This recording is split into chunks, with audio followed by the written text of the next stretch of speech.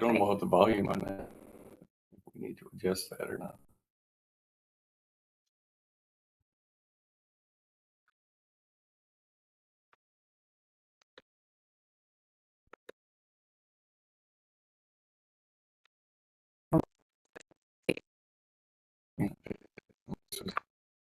I usually don't have it on very high.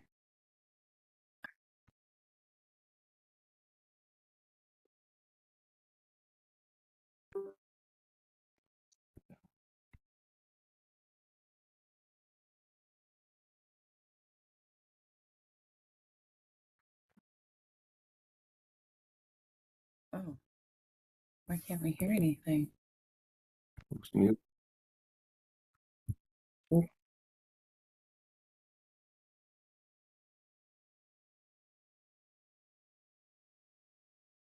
Here's a, what's that, red X or whatever? Moving on to item number 4, consideration and approval of the agenda. I would like to make a recommendation that 8.4 on the agenda is moved to new business for discussion. That's the Pine City Hockey. Pine City Youth Hockey MOU, so that will become a 10.8 on new business. Perfect. And then 8.6 on the agenda, which is the Voyager liquor store schedule for closed holidays, will move to old business 9.3 for discussion. Someone like to make a motion? Well, or- before we move on, there was some discussion on the MOU for youth. Oh, that's what you just. Yep, that's what I just, yep. Sorry. So that'll be open for discussion. Okay, I'll go ahead and make a motion to approve the agenda with the changes that Marcy's mentioned with the youth hockey MOU and the Voyager liquor store moving as well. All right, I've got a motion from Mary, a motion from Gina. Do I hear a second? I'll second. And a second from Mary Kay. All those in favor, please signify by saying aye. We have to do everything. Oh, it's a roll call vote because Dave's remote. Yep. Mary Kay, Yes. Gina, Yes. Dave. Yes.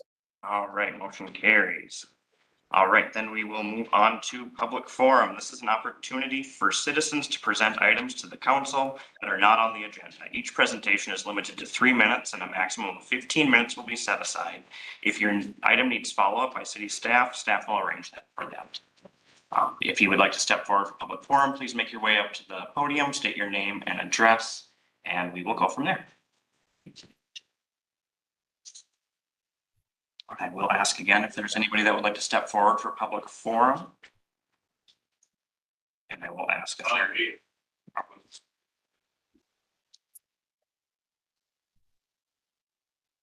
Well, I'm Clint Betzel with Town Sanitation. And I was just kind of wondering if we could visit about, Yes.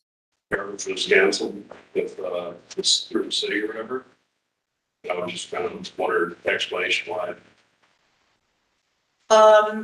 Because of rates, we're switching due to the rates and because Are you, Marcy. you're Marcy? Oh, Yeah. good to meet you. Yeah, Yeah, that's- because we emailed you, you never responded back. I called you, you never responded back. And I'm gonna discuss it, so I figured I'd here. Okay, it was a rate issue. As you know, the city was under a crunch for budget to keep the levy low. And this is a huge savings for the city, and that's why we chose. Your contract's still here for everybody, and everyone has the freedom to choose which garbage they want to choose. Right. At no cost, you can switch as a resident, there's no charge for switching who you use. And, that's why the city did it for the best interest of the residents. But no response back at all or anything like that? Just to see if we can like. No, I did, actually, I talked with you initially when we were doing your contract. I actually talked with you first about this summer. Yeah, and you wanted me to give you some free garbage. And I said, well, do we get free water and do we get free garbage? Yeah, and that's where I Business doesn't work, you just can't do stuff for free. no, I did look at, we talked about this over the phone and emails. I have all the And emails, that's the last we talked about it. right? We got an email stating that. Just saying effective January 1, we'll be switching services. Right. That's all he said. It's cut and dry and nothing else. Well, yeah, because we already did our budget we budgeted for this savings, and that's why we can look at it annually for sure, but for the 2025, the savings was so significant, that's why we chose to do this. All right, sounds good. Thank you. Thank you. Would anybody else like to step forward for public forum? Hearing none, we will move on to item number 6, public hearings, presentation, and correspondence. 6.1, we have Aaron Bombard here to discuss the crosswalk for the city of Pine City.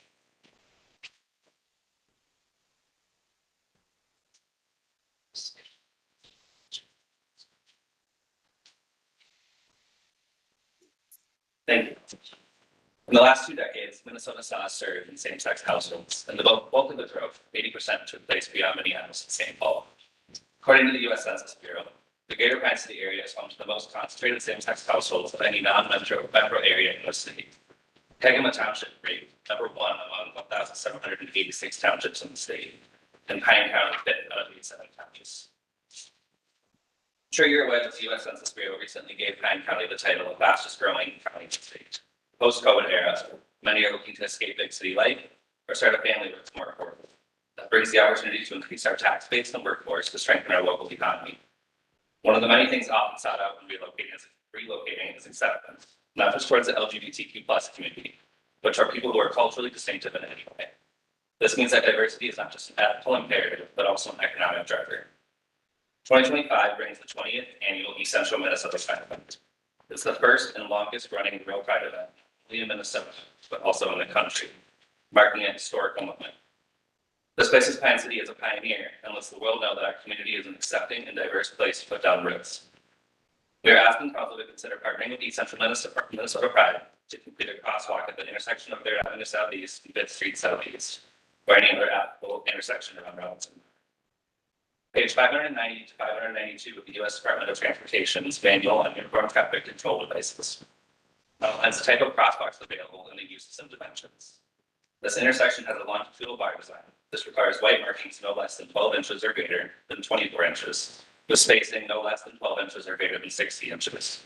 Our proposition is alternating colors between the current design as shown in the image on page 2 of what I submitted. The most common question is safety. Attached to my request to the council, I included an asphalt art study that was done by Bluebird. They indicated that the intersections with asphalt art that they had studied had a 17.3% reduction in total crash rates for all sites, and a 38.7% reduction, including when they included the high and low sites. The National League of Cities highlighted Covington, Kentucky, for taking action to embrace diversity of the community with visible pride crosswalks. East Central Minnesota Pride has been gifted a donation to utilize this project, so we are not asking for any tax dollars to be spent. We will be willing to enter into a memorandum of understanding for the upkeep of the crosswalk annually.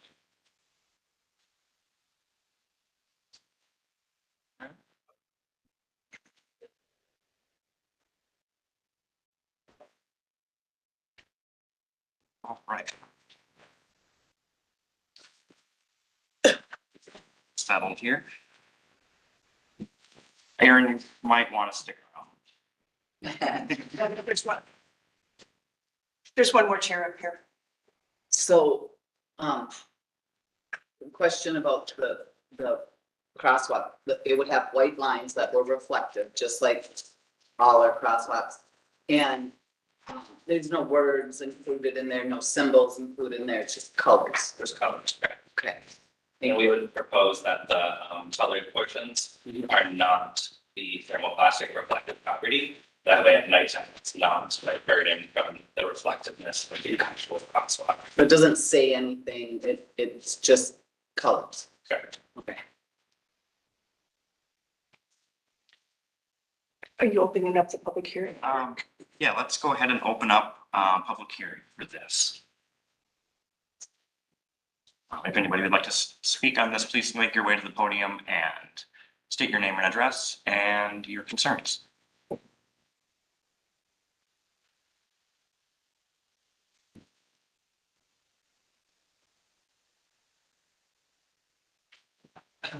Name is Gene Carlson, we live at 835 7th Street Southwest. And I guess I'm here because I just wonder, if it's a wise decision for this council to go down this path. I mean, I've, city council, your job kind of for our community to make sure our roads are safe and clear and, do city business. And to me, it's just kind of going on down the political road. And I think that you should take the Senate through this. And, I listened to some of the arguments, and I hardly question that the population of Pine City would be affected if we did or not have a rainbow crosswalk. I mean, the whole thing doesn't make sense to me. And I really encourage you to consider not passing this. And I think it's something that it's kind of a situation I think that you may regret, and you're opening a can of worms for a lot of other things to happen. Different groups to come in and expect to have, I don't know, we'll have different crosswalks, different symbols for everything. I don't know, but anyway, I just would just really would consider that you not pass this resolution. Thank you.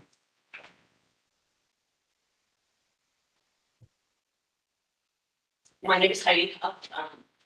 I disagree. I think, it'd be Would you state your address? 105 First Avenue Southeast. My daughter was hitting the crosswalk and it's a regular, it's at the school. I don't see it. There's people driving fast in this town. I grew up in Rush City, and even in Rush City, still they see someone standing on the side, they stop. That's not something we do in Pine City. In Pine City, it's hard to cross the street. People don't look at the crosswalks as a reason to stop. They don't see the rule of pedestrians have the right of way.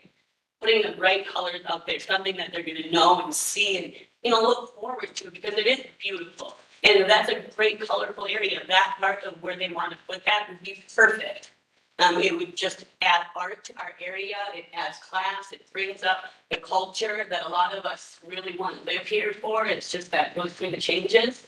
And I think supporting the LGBT community, the way that they want to do this for us to make our community safer and even bring just the art to it, I think is phenomenal. And the city council is here to mediate those kind of things. Obviously, we're all here because we all have opinions about that. Otherwise, we wouldn't have woke up and came right in. And that's literally what I did. I woke up and I came in here and I dragged them out of bed to make sure that we come up here and have a voice. And it matters, everyone's voice. And I think having a crosswalk that's just a little bit more visible, we all know where it is. We all know we gotta slow down there.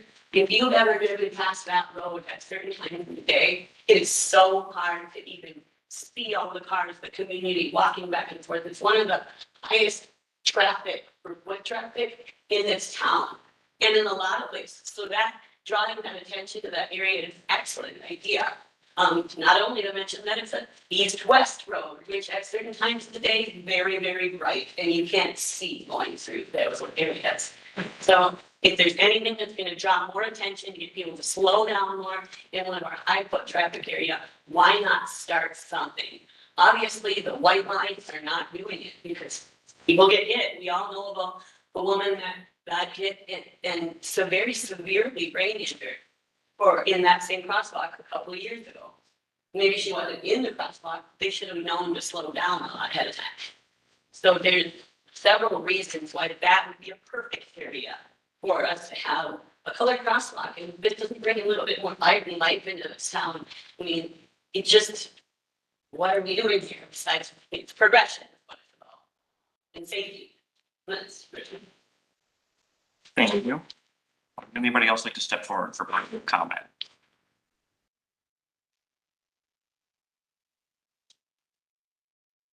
Hi, Jean here, and I lived 12387 Henrietta. Back in the city, but I've been part of this community since 1976. I've been a part of the Art Center for at least 10 years, and I think it's a great extension of the Art Center. And we have a rainbow on the side of our building, so it adds beauty and character there. And I know the people on the board would be accepting of that. But along with that, most importantly, I've been, I was a pediatric nurse for 19 years, and I have a big interest in the well-being of children and their safety. And I want to share with you guys a study by the Trevor Project from 2021. And that is that suicide is the second leading cause of death among young people aged 10 to 14. And the third leading cause of death among 15 to 24-year-olds for the CDC. And the LGBT, young people are 4 times more likely to attempt suicide than their peers. And in that study, they found out that social support from their family and young people who live in communities that are accepting, reported attempting suicide at less than half the rate. So if I walk on that sidewalk and see that it is pretty, and that would make me happy, and if some young person could walk on that sidewalk and feel a sense of belonging, I think it would feel for. Thank you. Would anybody else like to step forward for public comment?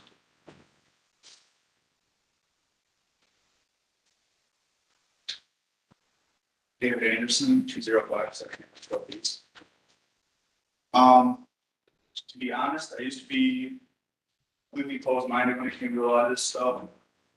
As I've been growing, meeting people and, you know, living life and seeing that and being closed-minded is teaching learn. Met a lot of amazing people that are a part of the LGBTQ plus community. One thing I think that we're getting caught up on is the label of it. I think that if we were pushing to get a colored rainbow sidewalks over by the elementary school for the kids, and we were just calling it a colored rainbow sidewalk, and we put it on every corner over there, just crosswalk for the kids, I think everybody in the town would be like, yeah, jumping for joy. But as soon as we add the label of LGBTQ plus, you know, whatever to it, you know, all the cold-minded people are not over.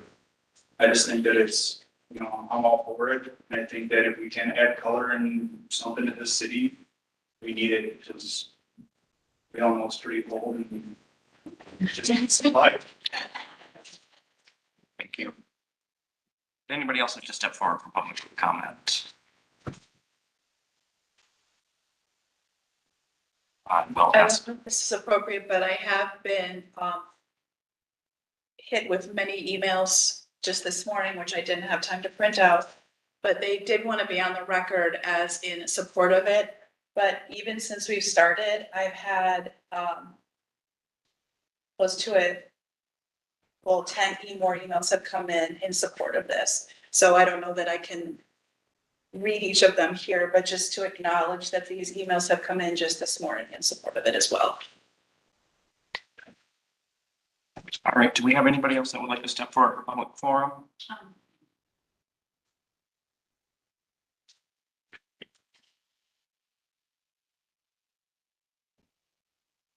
Hi, my name is Kathy Clone.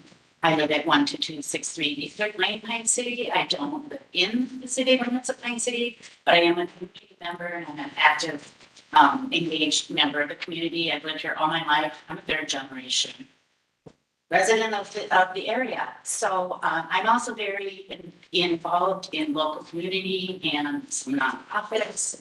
And I have seen our downtown just become such an amazing and beautiful and vibrant community.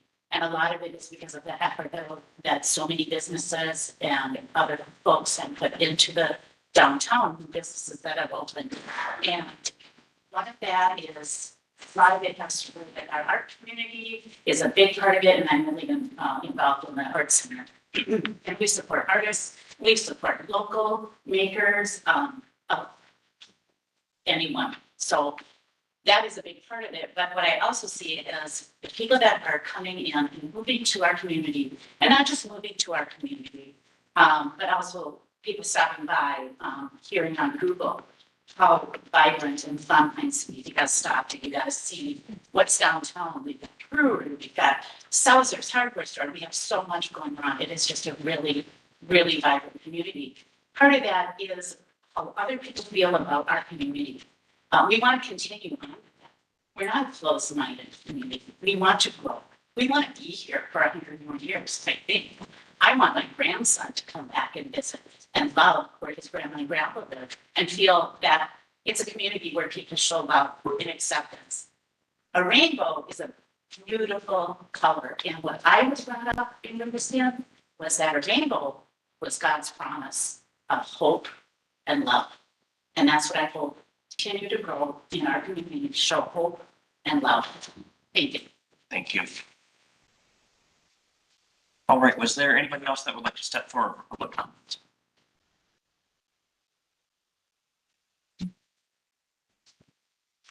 My name is Rosie Seberg. I live at 112 Fifth Street, Southgate, Pine City.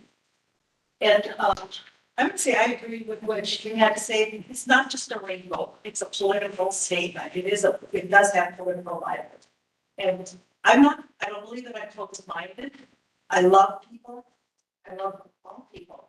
But there is a connotation, I feel there's a connotation with this, that it is LGBTQ. And even my own granddaughter was in a situation where she was 13 and she said, you know, we're born that way. That's fine. That's you, but don't push it on me. And I just feel like this is making a statement for Pine City that this is the way to go. It's not being closed-minded, but it's, you know, the thing when I first heard about this, I thought, how many churches are there in town? And are the churches being represented? Is that how the churches would feel? I'm not closed-minded about LGBTQ, whatever people. But I do stand by God's word.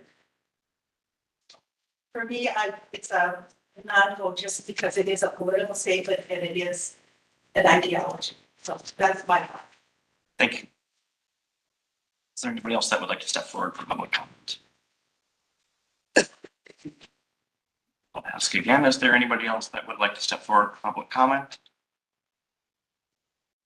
And I will ask for a third and final time. Is there anybody else that would like to step forward for public comment? Hearing none, we will close the public hearing and council will take this under advisement. Okay, I'll get started.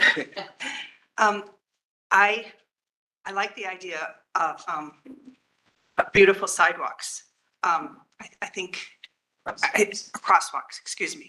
I think it adds a lot. It would add a lot to our city.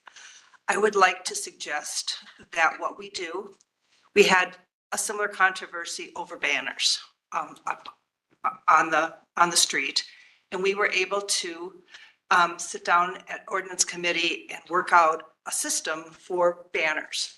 And I think we should work out a system for crosswalks, because I think maybe we'll have more crosswalks than just this one, which I think would be wonderful.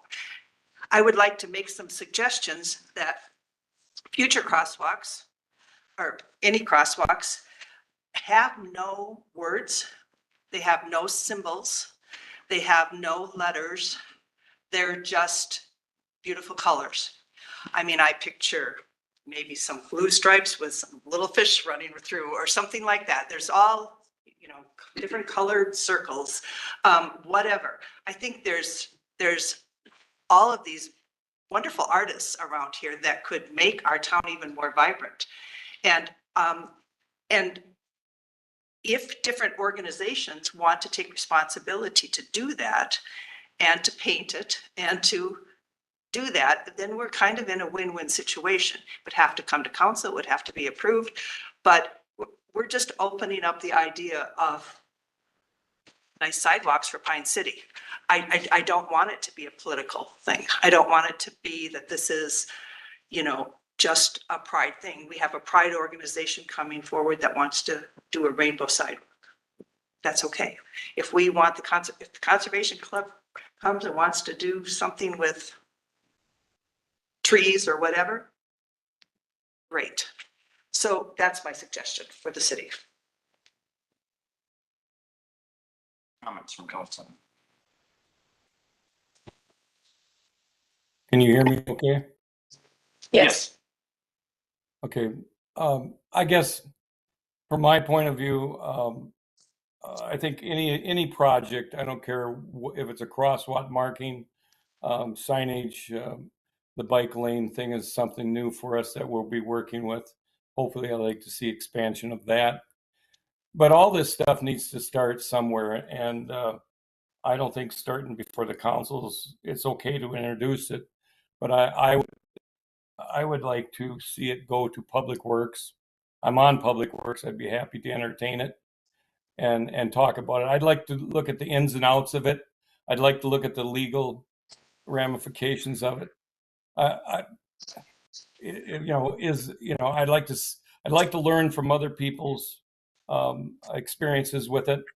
I don't think we've had enough time. I think this is something that we don't want to just rush into, and so that would be my idea about it. Thank you, Dave. Any further discussion from our council members?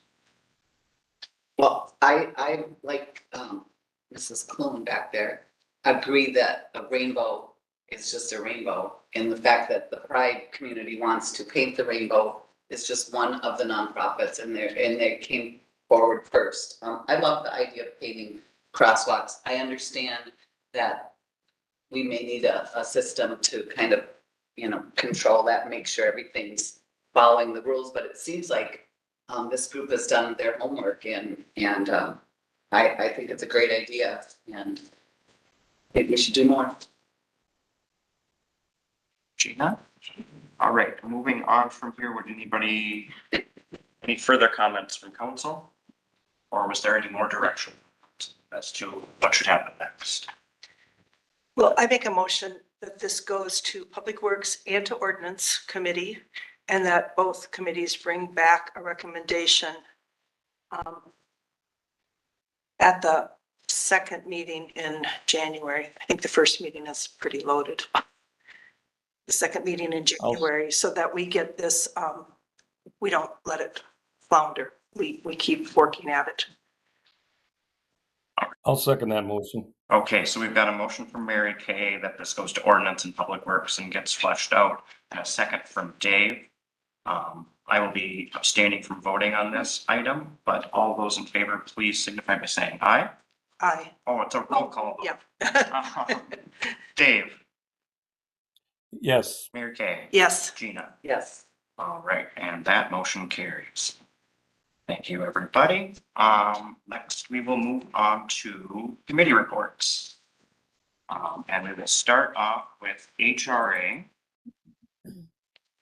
At the HRA meeting in last week, we discussed a feasibility study from SEH on the Fawn Meadow subdivision. That was a joint project done with EDA and HRA towards redevelopment of the Fawn Meadow site, and we will hear some more information on that coming in 2025. And then the HRA would like to be involved in discussions with tiny homes going forward, and thinking that they could build some grant programs or build some programming around that. So they would like to be involved with that, or at least have a presentation. I have a question about that. Tiny homes has been discussed at planning. And so now they want to bring some discussion to HRA. And see if they can fit in. They were just, the consensus was that it may even, once it gets finished at the planning commission level, that HRA could take a peek at it and see if there's some programming that could be built around tiny homes and things like that. Because the HRA is looking for projects in the future, but since it's a new lot of money. Correct. It has to kind of build up over time. Absolutely. All right, and that's all I have for HRA.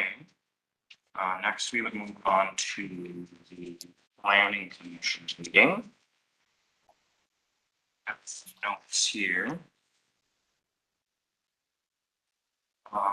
We passed the Empower House CUP and moved that on to council. We continued discussion about tiny homes at planning commission and met with Fire Chief Miller and life safety inspector and Rum River to kind of hammer up some of the details with occupancy ratings and size ratings of the homes.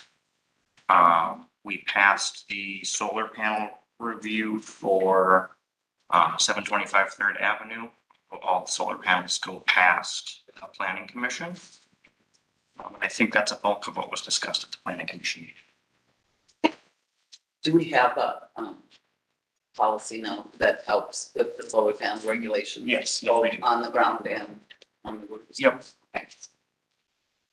And then 7.3 would be ordinance review. Does anybody have comments from the ordinance review committee?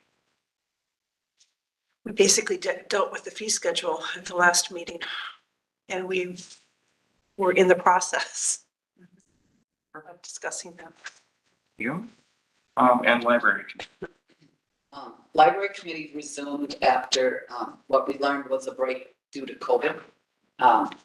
It was, rekindled after there was some discussion about fees to use the community room and just some different, issues. So I think with the increased communication that's happening now that the library committee is regularly meeting, we're learning that there's all kinds of things to talk about, not just problems. And some of it is just moving space and how doors are locked and unlocked. And the library was kind of happy to talk about some of the community programs that are growing. So we're going to meet bi-monthly. And hopefully that'll just continue to get more and more functional and continue to be an asset to our city. All right, thank you. Anything else for committee reports from any? Do we have invite the community to maybe serve on some committees? Yes, There'll be some openings that will. they should be posted on the city website. If they're not already, they will be soon. We will have openings coming around the first of the year on several of our city committees. So if you have any questions, reach out to any members of council or city hall or just head over to the website and there's an application for committee. And we can get that process started. Yeah. Library committee is probably the most fun.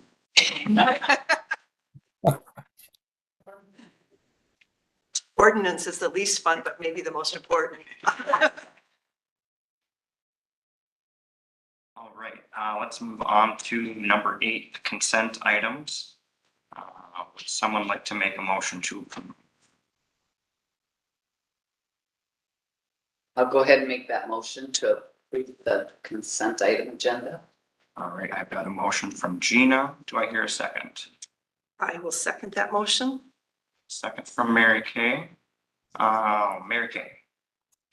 Can we have Oh, just a discussion. little bit of discussion? Absolutely. I just wanted to ask about the Rush City agreement. Sure.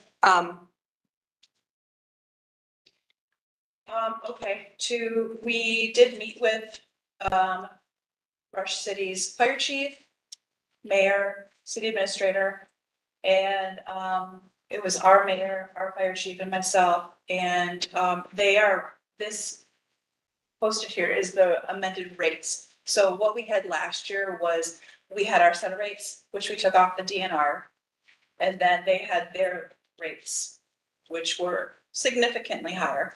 They have brought their rates in line with ours. Okay, So the contract will just have a change of dates going through December 31 of 2025.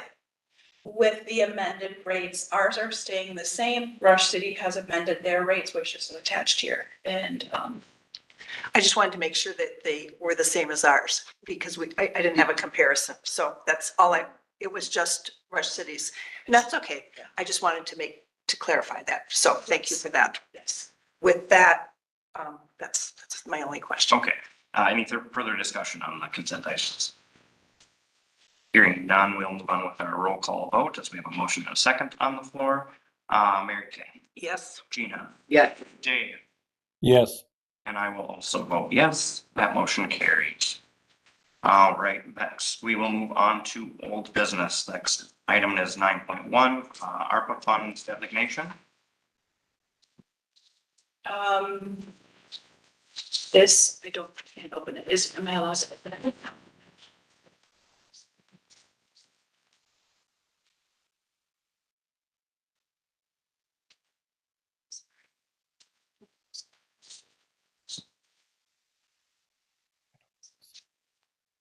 Okay, so what is attached is the designation of the ARPA funds, the projects that have been, I believe, been done and are going to be done. The resolution is needed to be approved by the end of this year. Is there anything else I need to say? So the resolution only needs to be done if we're not spending these funds by the end of the year. So the projects that will go into 2025, we need to obligate them according to the US Treasury, or we will have to return that. I've got a couple questions on this. So starting at the top of the last page, the ARPA funding projects that are not completed. I thought we did complete the UTV trailer and the grass track vehicle. Is that not true? No. Nope. But there's no funding on here for one of them. I have 90,000 on there for that. Oh, so it's over in that column. Okay, and 10,000 then for the grass track vehicle. And originally, I think you guys approved 7,500 when we last talked about ARPA funds. That's why I have the 7,500 in parentheses behind it. Okay. Because that was the amount that was approved for funding. Okay, all right, then, the city parks dock improvements are off. The beach bathrooms, they're off here, but there's a possibility, down below for remaining projects. Looks like we still have second half of plumbing, second half of electrical, and concrete work that still needs to be done. Okay, so then let's go back, Hilltop Rec is done, electronic sign, ball field clubhouse lighting. My question for that is, if nobody's using the ball fields, I mean, the students are using them during the day, but to my understanding is there's no night leagues at all. No women's league, no men's league. I don't think we need lighting. So I would suggest that we take that off. So that's one thing. Then, the AEDs, that's all been done. Okay. So then if we go down to remaining projects, so if we were to take that 3,000 off, we would then have 3,000 more. So we'd have like 81,000. I'd like to talk about those projects, and what we should spend that money on. But first, let's decide how much money we have. Sorry, I don't mean that. The other ideas that are remaining were just some ideas that we got together with department heads and said, what other projects do you have that we could use this for? If you see in the red, I have boiler expenses from April the current, that we could use some ARPA funds and reallocate that to. We also have $203,000 worth of 2021-2022 street project that we did not plan for. That was paid out this year as well. That will hit our gen fund again to increase the 2.8 million that we've already spent on the project. So why does it only say 11,000? Because I only use what we have. Oh, I see. Okay. So those are just some ideas to take it down to zero. Okay. So then my question would be, I guess, to Brock. Are the things that are listed, because those all seem to be from your department of possible projects, are any of those included in your budget for next year? The ball field lighting wasn't for the actual field, it was for the security of the clubhouse, because if you've ever been by there at night, it's super dark. Oh, okay. And the ball field, like, it's like they used stuff inside the building that was just given them. A lot of the stalls are dark. So it was basically to upgrade it and add some security lighting, and then I have plywood to finish ends up, and then some lighting and a picnic table area. Okay. So that's. Okay. So then like the Lions Park sign, storage container, skate park, finished beach bathrooms. Is any of that in your budget for next year already? No. So at this time, could you remind us? The ARPA funds are to be, what I remembered when they became available is that the funds needed to be spent and the goal was that the money spent benefited the community as a whole. And as a council, we would strive to make decisions on how we spent it that were a benefit to the community as a whole. But do you have more to say about that? Because I want to be reminded of as we negotiate, you know, how to finish the spending, what the parameters are there. Because I don't have the full parameters printed here to go over it. But yeah, it is to benefit the community. And our street projects part of that? Infrastructure is part of that.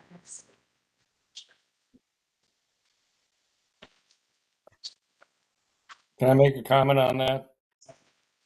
Go ahead, James. You know, when I got on the council, and this was new to me, ARPA money, I had to find out what ARPA even meant. But I think my feelings are this: we have a little bit of time. I'm thinking that this is, and I agree with Mary Kay. You know, there's projects maybe we need to look at that we aren't looking at, and we need to cross it with a budget. I think our staff has done a very good job of that.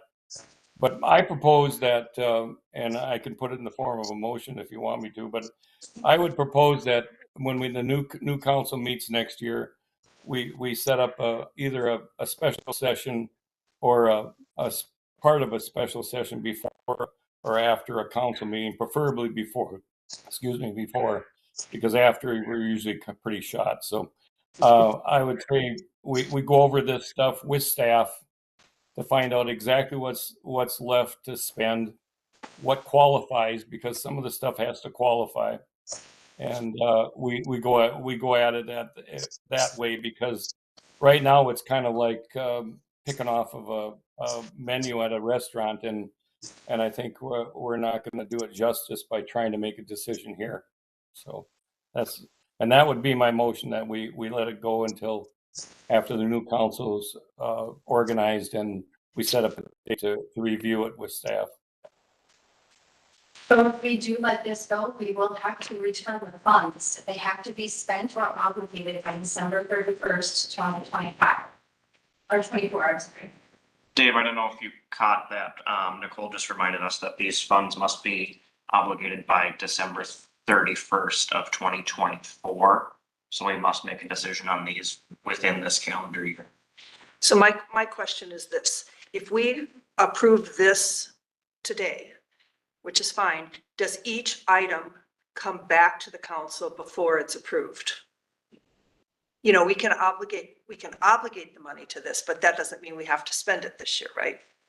Obviously not, because we haven't spent it up to this point.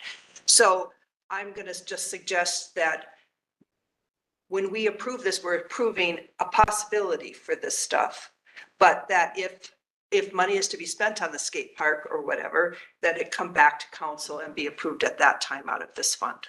So nothing out of this would be approved until brought to council. So like a request for council action. Yes. To spend the money at that point, so that council knows that it's being spent and where it's going. And at that point, we'd have, you know, multiple bids in all the processes and procedures that we have in place before we do spend money. So I think that's a good compromise. I think so too. I would feel more comfortable with that than just proving a list of things that could be handled when we haven't talked about them before. So with that said, I would approve the resolution. I would make a motion to approve the resolution. All right, I've got a motion from Mary Kay to approve resolution 2024-1219-47 with the stipulation that projects come back to council before they are approved. Do I hear a second on that? I'll second. All right, motion from Mary Kay, second from Gina. Mary Kay, Yes. Gina, Yes. Dave, Yes. and I will also vote yes. That motion carries. All right, then we will move on to item number 9.2, final application for payment number 5 for the 2023 mill and overlay project. Okay, and Greg Anderson from SEH is online. Let's see if we can get him back here. Okay. Do we have to unmute him too?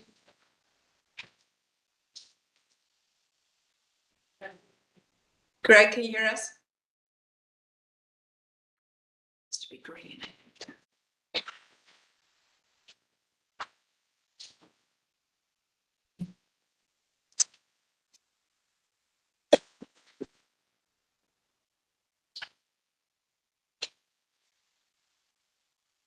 Greg, it looks like you're muted if you're talking right now. Marcy, did you send a request to unmute the line?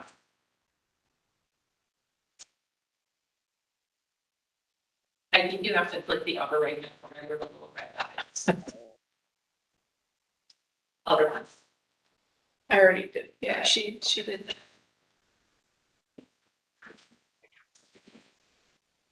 How about now? Can you hear me now? Yes, we can hear you. Hey, thank you. Thank you for the remote option today, our first winter weather of the season. So in your packets is the final payment to close out the 2023 mill and overlay project, or the 4th to the 14th project, going out through the swamp and around to the freeway, as well as the blocks of Johnson and Clark between Main Street and 7th Street Southwest. We held this over just to make sure the grass and everything looked good this spring. We sent everything to the contractor, and thankfully Nicole reminded me to remind the contractor this fall that we were still waiting for this. So he got his paperwork in order, and before you is the final pay app to close this out. We recommend final payment to Knife River in the amount of $27,742.86. And all told, we ended up about 30,000 under the bid when we got all the project done. So I think it all turned out, looks good, and road looks good. Thank you, Greg. Members of council, do we have any comments or concerns? I don't, but I was wondering, the new process that was developed to kind of follow the payments of bills, are these projects kind of a part of that same process? Or? Well, he submits a little packet for his request for payment. So I have not included that in how we do it for staff, because he's a contracted service. If you want to discuss. And I was just Yeah. curious if that would be helpful to staff and to council to kind of track some of this as well, because I was kind of surprised to see it. I thought, it makes sense if you wanted to make sure that everything kind of followed through. But anyways, that's something you can. And Greg, isn't it, so once this final payment is made, that's what initiates the warranty? Yeah, it's typically approval of these payments are council action, and approval of the final payment starts the 1-year warranty period on this project. The project usually have a 1 or 2 year warranty period, but they don't start until the city authorizes final payment. So it's actually a benefit. Yeah. Okay, thank you, Greg. Thank you. All right, is there any further discussion, or would somebody like to make a motion to approve? I'll go Make ahead a and motion. let Dave do it. All right, I've got a motion from Dave. Do I hear a second? I'll second. And a second from Gina. Any further discussion? All right, Mary Kay, Yes. Gina, Yes. Dave, Yes. I will also vote yes, so that motion carries.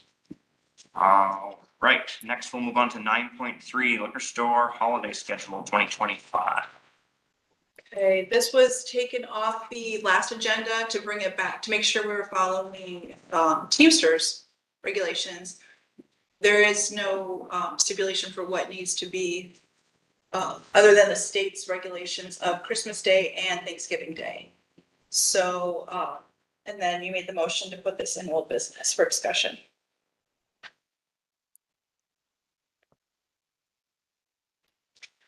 I'm just wondering why we have so many days, if, especially, Labor Day and Memorial Day, why we would be closed on those days.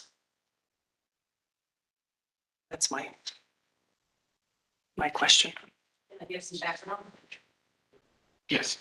Okay, typically, we'll just start from the beginning. New Year's Day, we are not always closed. It depends on what day of the week it lands on. This year, it's on a Wednesday, so typically, we are closed if it's a Tuesday, Wednesday, Thursday, because it's not as busy. Most people are going back to work on the 2nd, so that's why this year, New Year's Day, we are closed. Easter, ever since Sunday sales came into effect, the legislature did not make Easter as a designated holiday, but pretty much everybody kept Easter closed. For us, Memorial Day, back a long time ago, we were open on Memorial Day. And that was back in the day when Tony Carlson was our governor, because he was very much about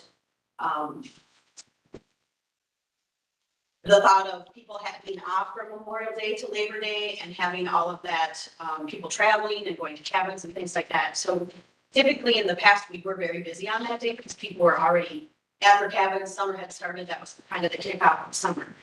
And then in the past years, probably about the past 15 years, I suppose, so many schools are still into school long into June. And our business doesn't see a huge increase like it used to on Memorial Day. A lot of people are heading back to their cabins on Sunday. We still have Sunday sales, so we are open on Sunday. So we haven't been open on Memorial Day. Labor Day, typically the same thing. People are heading back to home on Sunday because they are using Labor Day to get ready to go for the kids to start school the next day. Those two this year in Pine City, we are done before Memorial Day for school. So it might be different this year, I'm not sure. With us having C-stores in Maroon and Rock Creek that have liquor stores attached to them, they do get a little bit of business that and then Thanksgiving and Christmas are statutorily required to be closed. So it's a choice. I mean, if we want to go back to being open on Memorial Day and Labor Day, I mean, that's a choice. You can say that we need to be. We could be open shortened hours. We could kind of track what's going on. I don't know. We do pay our employees time and a half on that day, so we need to make sure that we get enough sales to at least cover the wages. So I'm up for any suggestions. Well, I just called some of the neighboring liquor stores just to see what they were doing. Finlayson said they're just open on or closed on Christmas and Thanksgiving, and they said New Year's Day that was kind of, they changed up. Bram said they were only closed on Christmas, Thanksgiving, and sometimes Easter. North Branch said they were only closed on Thanksgiving and Christmas. Mora said they were only closed on Christmas, Thanksgiving, sometimes Easter, and they're closed New Year's, but they do their inventory that day. They're only closed to do inventory. So it appears to me that all the neighboring towns are open, and I'm, you know, this is money for Pine City. I think maybe we should be open as well. I don't know how anybody else feels. I agree with that. I think we should be capturing every bit of revenue that we can capture, as long as it's financially viable for the liquor store and we're not losing money by being open those days. I think it makes sense to serve the community, and if you can keep people spending money locally, I think that's always a plus as well. I got a question for Laura. Sure. Does it matter if you shorten the hours? Is there a minimum amount of hours that the union requires us to pay the labor? If we would shorten the hours, I would say we would make it be kind of a swing in the middle so that you're hitting the morning and in the afternoon. I believe they have to get paid a minimum of 3 hours, but we would try and minimize the amount of people that we had on staff to maximize, the sales. So I would say not more than an 8-hour day to be open, but I think, are we just talking about Memorial Day and Labor Day, or are we talking about New Year's and Easter as well? Just Memorial Day and Labor Day, as I was talking. Did you hear me? Yep. Yep, thank you. Okay. I'm open to all of them except Christmas and Thanksgiving, but I'm also depending on what the rest of the council thinks. Well, I know Laura has trackers and can track all our information about customer counts and dollars and whatnot, so, that's important if we feel strongly too about, changing her request and, staying open those days, then I think we should feel strongly about, following it up and have her report outlet as well. Yeah. I think Because that's fair too. We're talking about the unknown right now and asking questions, so, if she has all those ability to track it, she can come back and report how our decision went. I would like to request that we start with Memorial Day and Labor Day. I'll be honest, my New Year's Day schedule is already been made for about 2 weeks. But what wishes? I'll make a motion that we, accept, the request, my computer went out and I can't find it. But we include to be open Memorial Day and Labor Day and accept the other, request for closure and ask for, a report at some council meeting in the future then. All right, I've got a motion. Gina, do I hear a second? I'll second it. Second from Mary Kay. Any further discussion? Hearing none, we'll go ahead and do a roll call vote. Mary Kay, Yes. Gina, Yes. Dave, Yes. and I will also vote yes. That motion carries. All right, let's move along here to new business. Item number 10.1, Empower Recovery Conditional Use Permit. Tabitha is with Dave Hill to fill us in on the planning commission. So at the Planning Commission on Monday, it was approved for Empower to do a conditional to operate an institutional residential in the R2 district at 225 7th Street Southwest, with just the standard conditions and a review date set by the 16th or like around the 16th of next year to see how it's going. And another addition that was added to it was a fence to be put on the south side of the property for the full property of the Johnson property. Thank you, Tabitha. City Council, any comments, concerns, questions?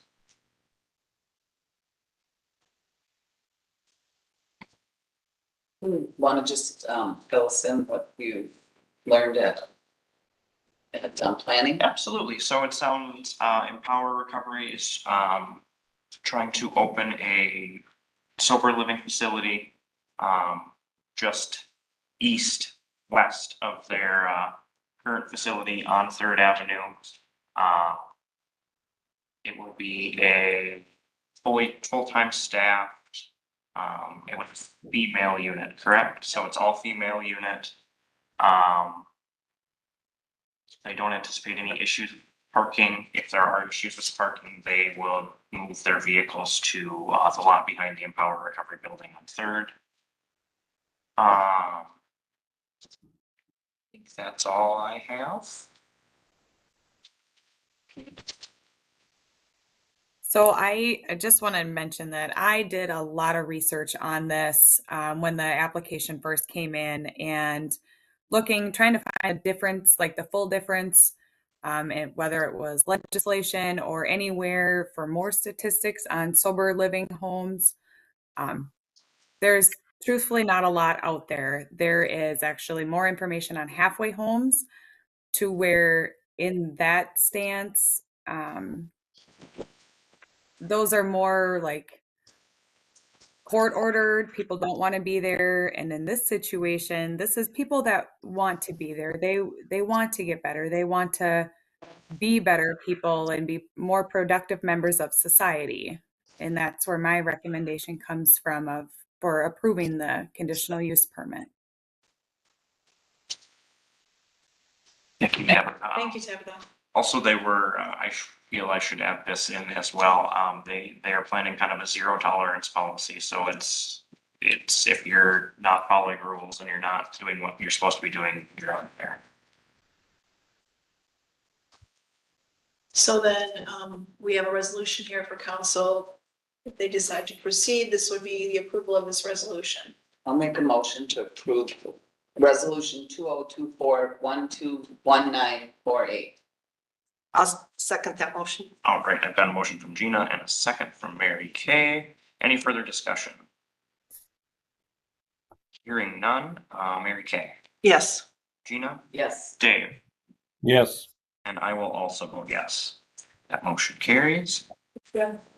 Next, we'll move on to 10.2, solar panel approval for 725 Third Avenue Southwest. So I did the solar panel review for 725 Third Avenue Southwest. The conditions for, or our code, it can't overhang the roof and it can't exceed the building height. And per their plans that were reviewed, it doesn't overhang, it doesn't exceed the building height. It cannot be over 10 inches above the roof. And this is at only 6 inches above the roof. So everything matches in our code, and I'm requesting approval of the solar panel addition to 725 Third Avenue Southwest. I'll make a motion to approve Right. solar panels. Got a motion from Mary Kay. Do I hear a I'll second? second it. I'll second it. All right, and a second from Dave. Any further discussion? Hearing none, we'll proceed with a roll call vote. Mary Kay, Yes. Gina, Yes. Dave, Yes. and I will also vote yes. That motion carries. We'll move on to 10.3, request for council action, Public Works bucket truck purchase. Maury's here to answer any questions.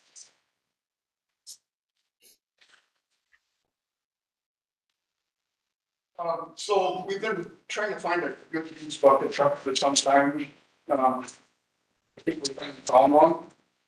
And we do have some funds, that we have to spend to the middle of the budget. We could move around with the resolution, which I have attached. So currently we have a 1991 bucket truck, and you all know that we've got more work to do with the bucket truck because Marcy, no. We've made an agreement with the school to hang the senior banners, for some time. So, I see how you weaved that in there. yeah. So, we've had failures on our bucket truck, inspection failures. We've repaired it, but it's passed, which is, it's current as of now. It's just, it's an antique and we need to have something. So this is a little tongue in cheek too, but will that bucket truck be able to help us so that all the Christmas decorations, we can get up there and fix those so they work? So the Christmas decorations have nothing to do with the pole. It has to do with the electricity going to the outlet, which currently on Hillside is used. It's a very wet area in town, and the city kind of inherited the problem that was flooded because they used aluminum crimps in the handles, which are failing, and we don't know if they fail. They fail. Like, well, now, handles are froze, they're full of ice, and we can't get to the crimps to repair it, so it's gonna get some attention. So to answer your question, it'll put the decorations up quicker. So okay, I'll just end it there. I have more questions about the Christmas lights, but It's not on the agenda. no. I guess then I would just have the question too of with, if we move forward with the purchasing of the new bucket truck, do you have a plan for the old bucket truck? Would we keep it around and use it as backup, or would that be? Well, I kind of had a deal for it. Sandstone currently does not have a bucket truck, and they call us to go put their Christmas decorations up. So I'm just thinking about reaching out to Sandstone to see if they want to purchase. Or if we had two, would things get done twice as fast? Sure, they take pretty much the whole crew then too, and you have to have two people running. But yeah, I mean, we could have 16 plow trucks and get the streets plowed in an hour. We could have that too. So it's still an old piece of equipment, and like I said, it's has failures and so. So you're ready to say sayonara? Okay. Just haven't found a good use on this. Yeah. Last week, and it's extra. Takes up too much room to have two. We need to get rid of it. Oh, that's true. All right, council, any further questions for Maury? So with that, I'll go ahead and make a motion to approve resolution 2024121946. Great, I've got a motion from Gina. Do I hear a second? I'll second it. Second from Dave. Any further comments from council? Hearing none, we'll proceed with a roll call vote. Mary Kay, Yes. Gina, Yes. Dave, Yes. and I will also vote yes. That motion carries. I do have one more comment on truck. Sure. Do have $50,000 in 2025 budget for that in the cabinet. So we'll be able to redesignate that. That's great. Perfect. Nice job. Awesome. Thank you, Maureen. Next, we'll move on to item number 10.4, request for council action, posting Public Works 2 position. Great. Well, if Maury, do you want me to speak on this? This is, position is open, due to, an employee no longer able to be in that department. So, this request is to let us publish and post this, opening to fill that Public Works 2. My only question is, it's at some point, I can't remember exactly when, there was some talk of a mechanic. Do we have a mechanic? We have one already. Okay. Okay, that's just that question. Any further questions for council? Right here. Now, would someone like to make a motion to approve posting this position? I make a motion. Right, I've got a motion from Dave. Do I hear a second? I'll second. Second from Gina. Any further discussion? Hearing none, we'll move along with the roll call vote. Mary Kay, Yes. Gina, Yes. Dave, Yes. and I will also vote yes. That motion carries. Thank you, Maury. Thank you, Maury. Next, we'll move on to item number 10.5, request for council action posting administrative assistant.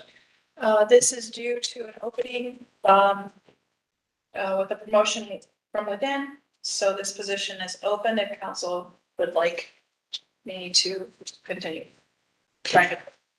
I just have a question, with all of the changes in at City Hall and all of the different people, if you feel that this is needed, or if you would like to take some time and determine if it's needed, just in terms of budget, I don't want to, I'm not suggesting in any way that we don't, if you need that person, but I just wonder with all the changes, if maybe it would be prudent to wait and evaluate further. I really like that adjective, prudent. That makes a lot of sense to me. Is it currently a hardship for your staff right now without this position Well, filled? currently, we do have, a person from Public Works working at our front desk. They are answering phones and doing miscellaneous jobs due to restrictions they have. They are able to fill them at City Hall temporarily, answering phones, doing side jobs, also doing cleaning, assisting Brock. So that person's there. Currently, we're applying at other places, but is filling that role right now. So would it be harmful if we waited a minute to see if the current needs fit the future needs? This position? I don't see a harm. I don't see a harm. Because it's your decision. I mean, I don't want to push you into something, but What if we, I'm most concerned about is the description of the job, because what got changed with that position is that position, when she was in it, became administrative assistant to virtually every department head. And I've been kind of weaning that person off of every department head. And I feel like the job description is currently too big and could be benefited by rewriting it. And if we do want to post it as is, I don't think it'd be accurate description of the job. and I would suggest that we wait and you take the time so that you're writing the description for what you actually need. I know there was some conversation about that role taking on some more of the IT roles, if we can kind of tailor it towards that too, so that they fill their time with maybe some other tasks around the. Okay. And I would think it would be important to have that job description accurate. So I'd like to make a motion to table 10.5 until you have some time to be prudent in your description of the position. Okay, we've got a motion from Gina to table. Do I hear a second? I'll second that motion. Second by Mary Kay. We'll proceed. Is there any further discussion? I have one question. Go ahead, David. We aren't, and this is for Marcy, we aren't going to run into any issues with the unions or anything over any of this, will we? No, because he's currently still in the same union, but we did allocate his expenses back to admin. So Public Works is not paying his wages while he's assisting us in City Hall. He's coming out of the City Hall budget. Okay, thank you. All right, any further comments? Hearing none, we have a motion and a second on the floor to table this item. We'll proceed with a roll call vote. Mary Kay. Yes. Gina? Yes. Dave? Yes. I will also vote yes. So that will be tabled. All right, moving on to item number 10.6, request for council action to close City Hall 12/27/2024. This is my request to give staff permission to close City Hall an hour and a half early. This would be time used would either be done on their own, we'd be using PTO or flex time already worked to do that. We do know that that's a very quiet time of the day, but we'll be going to a local establishment to just do a holiday party. I think it'd be wonderful for morale after this last year.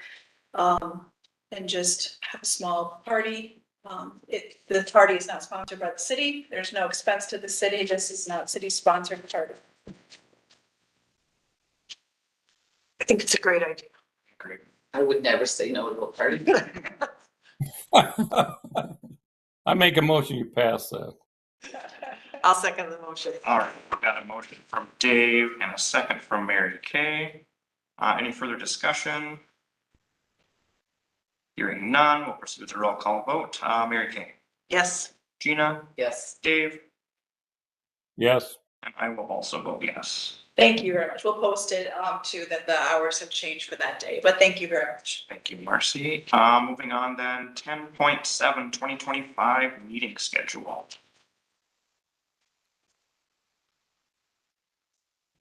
This is just the 2025 schedule for council, for all the different committees. So we're just looking for approval of the 2025 schedule.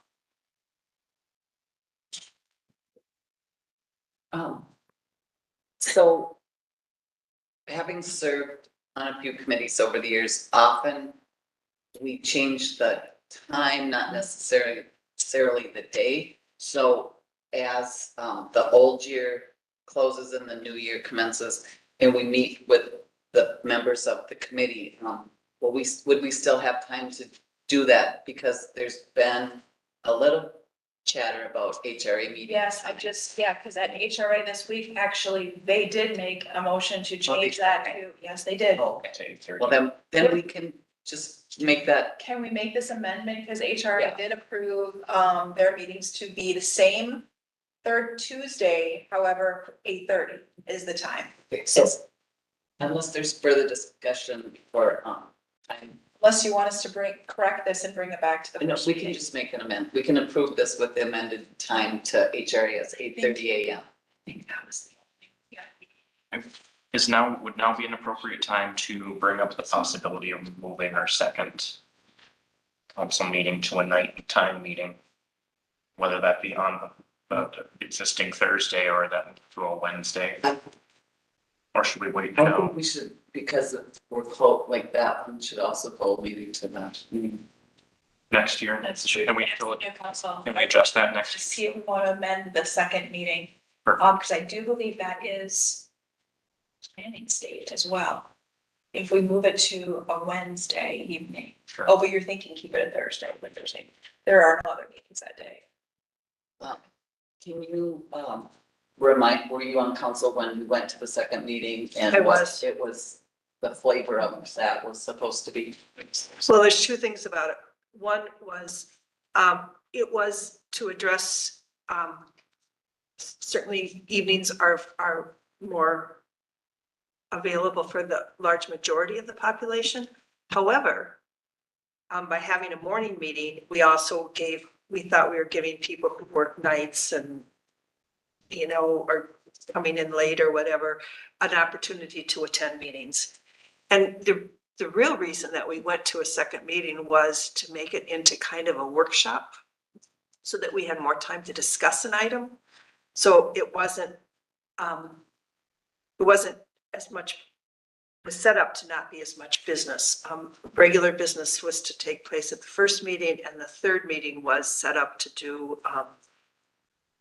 like if you wanted to have a lengthy meeting over whether we should have painted crosswalks, you could have the discussion there. And have some time to do that. It's developed into just two regular meetings. I can see there's advantages to both. But a different time is kind of nice for some people. I mean, even if you were to go to a 4:00 in the afternoon meeting or something, I don't know, I just think you should think about that as a possibility. Or an early morning meeting or something for people that do work nights. Just thought. Thank you, Mary Kay. All right, do we have, does somebody want to make a motion to approve as written with the I think I applications, did you? I'll say it again. I approve the 2025 meeting schedule but amend the HRA time to 8:30 AM. Okay. So we've got a motion by Gina. Do I hear a second? I'll second it. Second from Dave. Any further discussion? Hearing none, we'll move forward with a roll call vote. Mary Kay, Yes. Gina, Yes. Dave, Yes. and I will also vote yes. That motion carries, and then we will move on to 10.8. This is the youth hockey implement. Yeah. Okay, 8.4. Okay. Dave, we moved, the youth hockey MOU is now, up for discussion. Okay.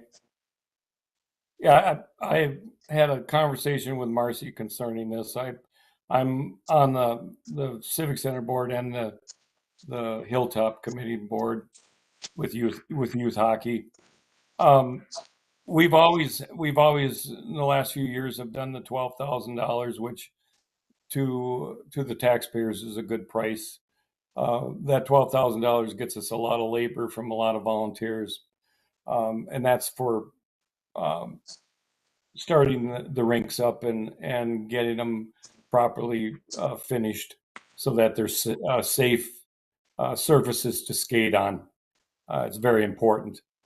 The old days, I can remember as a volunteer fireman taking the old tanker out the back door, and you just pull the plug and let her go. But it doesn't make a very smooth surface. Actually, it makes kind of an exciting surface if you're a young skater, but it's not a good one for safety.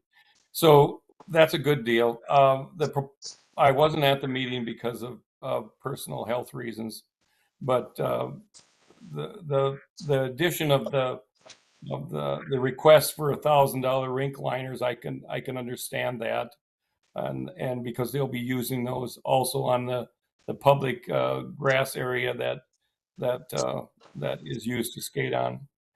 I do think though that the rest of it that had to do with maintenance costs of the Hilltop building, or the Warming House building, I guess is a good way of putting it.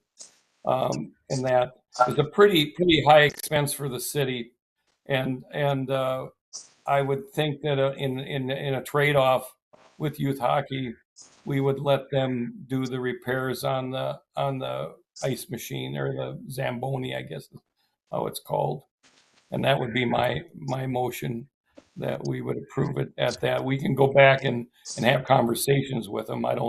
Do we need to make a motion on this or a vote on this? Can you point out what line you're specifically talking about for somebody?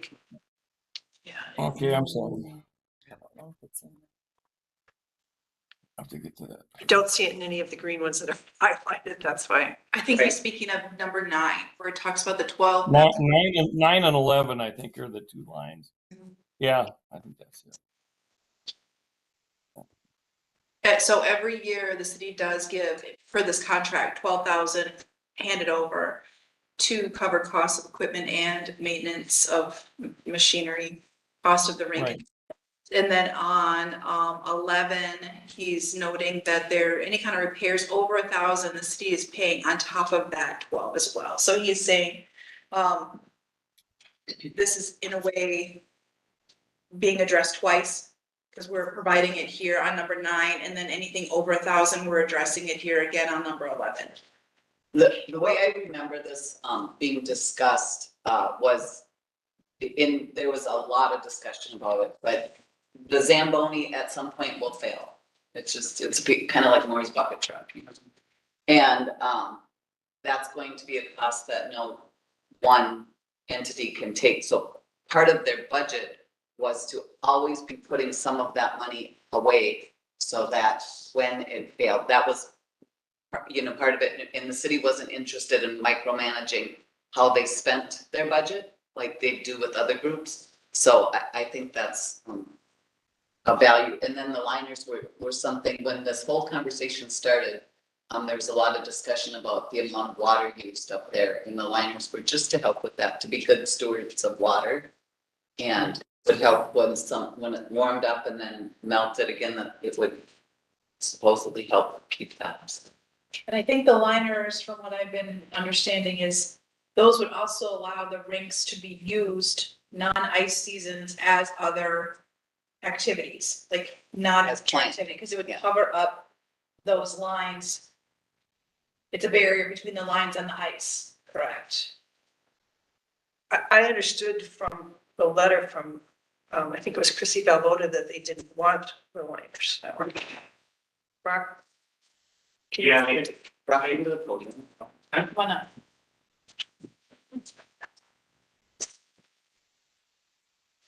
Well, you don't want 2 liners. I think it's not gonna happen this year, probably won't happen next year, but it seems like when you take stuff out, it's hard to get that in. So I think it's kind of in there. Numerous municipalities use these liners. There's one in, I think, the Delays. They have tar and they have line.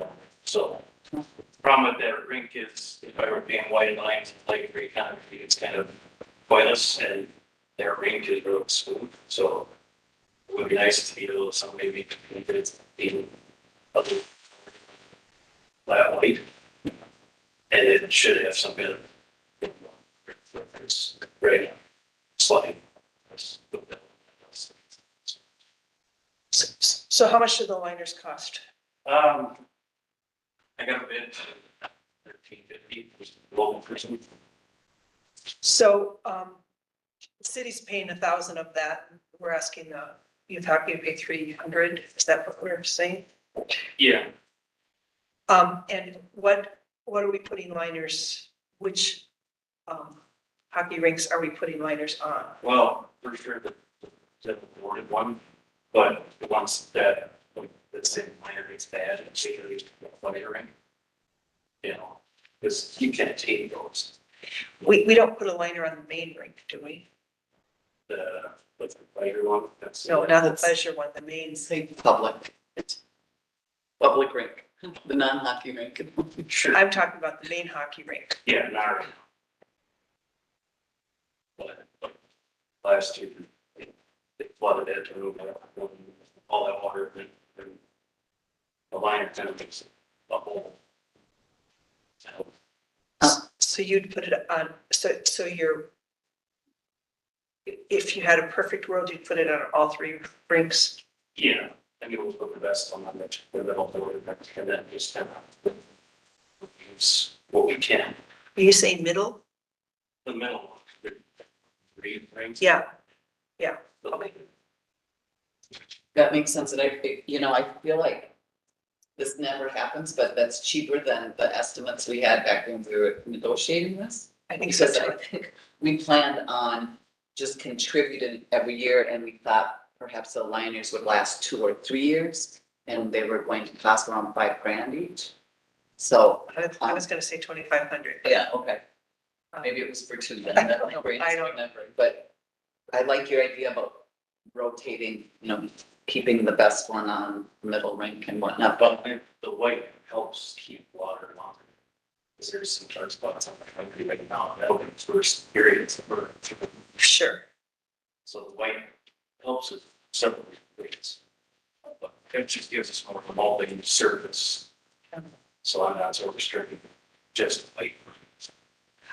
I would hope that you would have a continuing conversation with youth hockey over this, since they proposed that not have them, just to reach agreement, in what rinks need them the most, and, that, and go from there. Yeah. Yeah. Thank you. Thanks, Rob.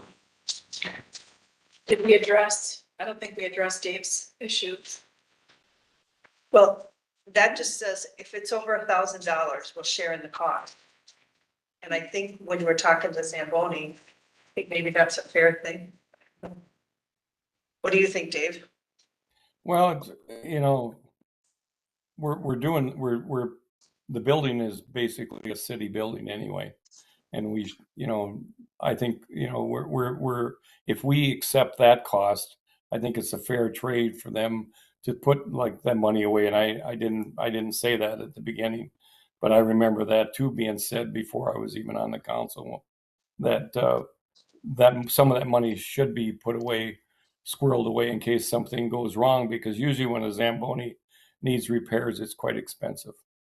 And so I think that's a fair trade. I'm willing to sit down and in a committee or whatever type of way we need to do this, but and talk with them as soon as I'm able to do that, and come up with some kind of agreement that can be brought back to the council. Remind me who owns the Zamboni. They own the Zamboni. Okay, so are you looking then for this to bring this back to the table for discussion on number 9 and 11, and then revamp it and bring it back to council? Is that what you're looking for? Well, and I think the $12,000 commitment is that's been made, that guarantee has been made a long time ago. So all we're talking about is the extra stuff, the $1,000 and over maintenance or on maintenance costs over whatever it would go over.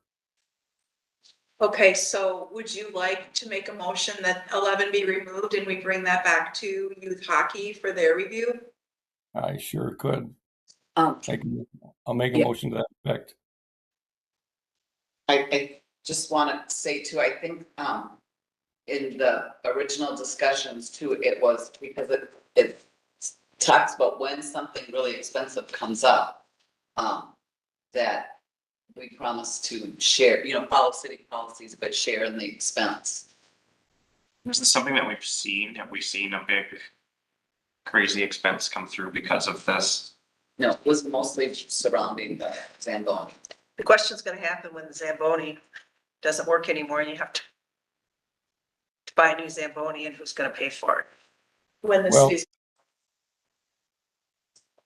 Well, I think then I think the council should have a discussion during budget process to talk about whether or not we need to put money in budget wise for this in case of these things happening, because right now it would be an expense that we'd have to reach out to our finance people and say, find us some money. I don't think we want to do that. We're trying to stop that behavior. And so I'd like to go the other route. I think that's a good point, because what is budgeted for is this 12,000. That's in our budget for next year. What is an unknown, a variable, is 11. So they're saying anything over that 1,000, and we haven't budgeted for that. And what I remember, I think that's important to note. what I remember of the conversations is because we will be attending these meetings regularly and, they will say, ooh, Zamboni's acting up, kind of like Maury with the bucket truck, like it's gonna be a problem. So that was the plan, is to have this in the conversation so that if both parties could be prepared.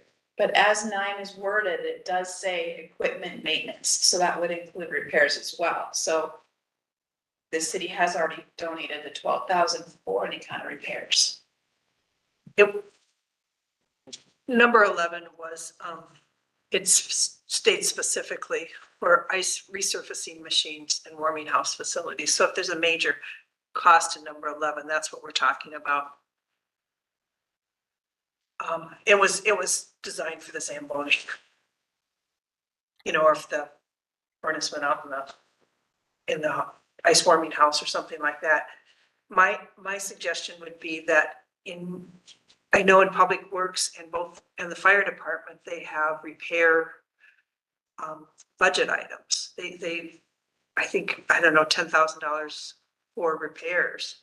And maybe that Brock should have something like that in his budget that would include, that could be used for that repair item if it were to happen. And maybe that's what we need to do. I think council should consider a limit on number 11, because that is opening the door to something we haven't budgeted for. It could be a huge expense, it could be something small, but if we're not prepared for it, 11 is a very uneasy and concerning. Yeah, but I think you should think about having an amount that the council decides on, but that's in there. If the Zamboni goes, you're talking, what is it, Zamboni, $20,000, $25,000? They're huge.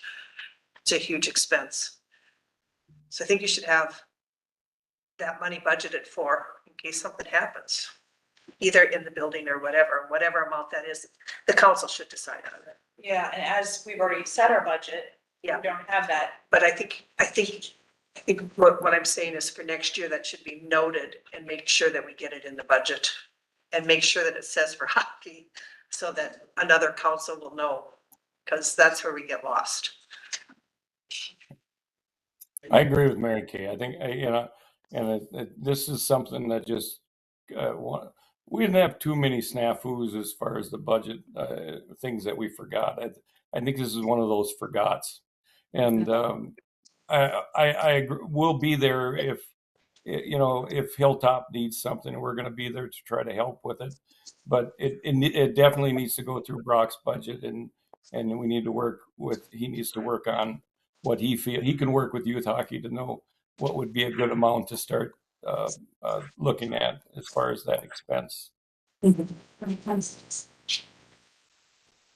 Okay, so Dave, does that mean you'd like to kind of amend your motion, That's right. to go through, how would you like to word that with this concerning number 11 here? Should we keep it in for this year? I think we should take it out for this year. I think, I hate to, but I think we've made the commitment as a council, the present council, to stick within our means, and the taxpayers expect us to. We're just gonna have to, if we have to stop use because of a major malfunction, I guess that's what has to happen for this year. And I'll just point out too, per city policy, 2 estimates and approval prior to work being committed. So there's our out if we can't afford it. Well, On number 11. I'm open to somebody else amending my motion.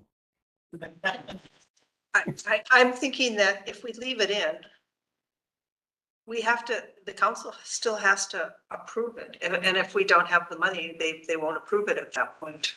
I don't know why we can't stay as written. I do suggest that it go into the budget to be able to. Well, then we're gonna, then if something major does happen, then we're in the middle of a controversy again. And I think we've tried to avoid that. And there was some major controversies going on up there when I got on the council, and I don't need to go back and go over that hiatus. But I think we're trying to avoid this again, and I would just assume it was out of there myself. Then it should go back to another meeting to talk to you about it, because. That's right. We need to go back, and I'm willing to do that. So do you want to make a motion to table approving the MOU as written? If that's the easiest solution on this, I'd be more than happy to do that. That would be better. Table it. Easiest. I would approve it as written, but you go back and rewrite it and see. I would approve it as written. Okay. We've got a motion from Dave to table through the next meeting. Do I hear that?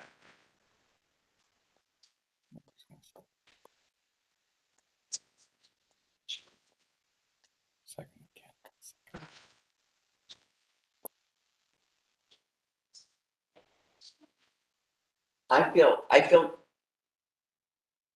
as if the city has an out on spending money they can't afford or do not have budgeted with the way it's written. So, we did agree to review these contracts every year. We had that meeting. This didn't come up. I think we should stick to what. I did bring this one up. I brought up 9 and 11 during our meeting. Okay, to change it? No, just I questioned it, and what we did discuss in the meeting was, it says approval from council, which there was expenses brought before us. Yes. And they didn't bring them to me or to council, so therefore we said, no, we're not paying for it. So as long as we stick to that being followed correctly, we're not gonna get a $10,000 bill out of the blue. That's what I'm worried about.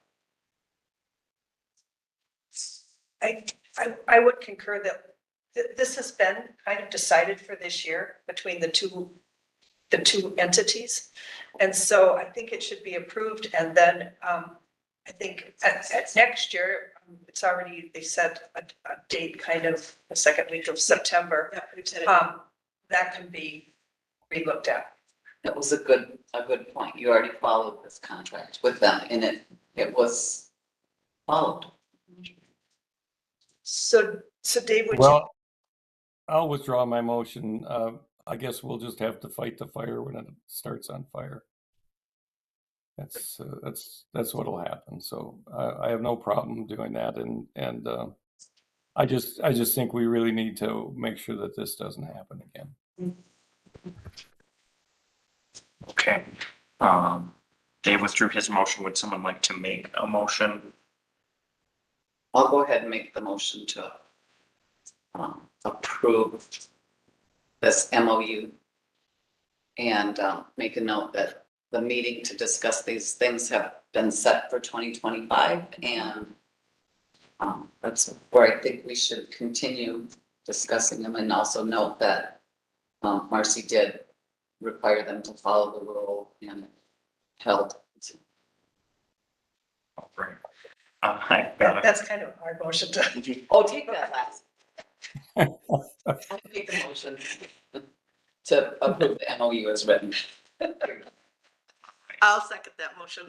I've got a motion from Gina to approve as written and a second from Mary Kay. Is there any further discussion?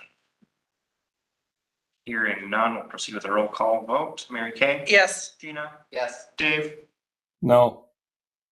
And I will vote yes. So that motion carries. All right, next we move on to number 11, financial report. Does anybody have any questions or comments about the financial report?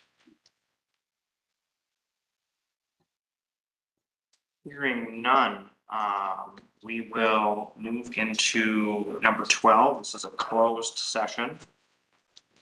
Yeah. I Agenda got items. everything. Regular meeting is discussed by city, Otherwise, used to discuss city administrator Marcy Peterson's performance evaluation. Portion of the properly noticed regular meeting for city councils. The city of Pine City will be closed pursuant to Minnesota statute 13D.05 subdivision 3. I will now entertain a motion to close